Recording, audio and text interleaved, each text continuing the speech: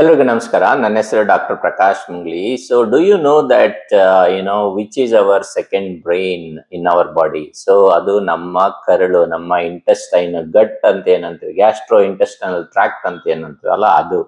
So ನಮ್ಮ ಕರಳು ಮತ್ತು ಮೆದುಳಿಗೆ ತುಂಬಾ ಹತ್ತಿರದ ಸಂಬಂಧ ಇದೆ. ಅದಕ್ಕೆ ನಮ್ಮ ಮಾಡರ್ನ್ ಮೆಡಿಸಿನ್ ನಲ್ಲಿ ಗಟ್ ಬ್ರೈನ್ ಆಕ್ಸಿಸ್ ಅಂತ ಹೇಳ್ತೀವಿ. ಅಂದ್ರೆ ನಮ್ಮ ಕರಳಿನಲ್ಲಿರುವಂತಹ ಆರೋಗ್ಯ ನಮ್ಮ ಮೆದುಳಿನ ಆರೋಗ್ಯಕ್ಕೆ ತುಂಬಾ ಹತ್ತಿರದ ಸಂಬಂಧ ಇದೆ. ನಮ್ಮ ಮೆದುಳಿನಲ್ಲಿ ಏನಾದ್ರೂ ಆರೋಗ್ಯ ಕೆಟ್ರೆ, ಅಂದ್ರೆ mental health issues, anxiety, depression, mood swings, brain fog ಈ ತರ ಏನಾದ್ರೂ ಆದ್ರೆ ಮೆದುಳು ನೋಡ್ಬೇಡಿ, ಕರಳು ನೋಡಿ.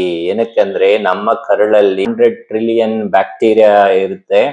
ಆ ಬ್ಯಾಕ್ಟೀರಿಯಾಗಳು ಗಟ್ ಮೈಕ್ರೋಬಯೋಮ್ ಅಂತೀವಿ. ಈ ಗಟ್ ಮೈಕ್ರೋಬಯೋಮ್ ನಮ್ಮ ಕರಳಿನಲ್ಲಿರುವಂತ ಒಂದು ಆರೋಗ್ಯವನ್ನು ಕಾಪಾಡಿಕೊಳ್ತವೆ. ಆ ಕರಳಿನಿಂದ ಬರುವಂತ ಕೆಲವು ಕೆಮಿಕಲ್ ಮೆಸೆಂಜರ್ಸ್ ಏನಿರ್ತಾವಲ್ಲ, ಅದರಲ್ಲಿ ಸೆರೆಟೋನಿನ್ ಆಗಿರ್ಬೋದು, ಗ್ಯಾಬಾ ಆಗಿರ್ಬೋದು, ಡೋಪಮಿನ್ ಆಗಿರ್ಬೋದು, ಅವು ನಮ್ಮ ಬ್ರೈನ್ ಅಲ್ಲಿ ಹೋಗಿ ಕೆಲಸ ಮಾಡ್ತವೆ. ನಮ್ಮ ಗಟ್ ಆರೋಗ್ಯಕರವಾಗಿದ್ರೆ ನಮ್ಮ ಬ್ರೈನ್ ಆರೋಗ್ಯಕರವಾಗಿರುತ್ತೆ.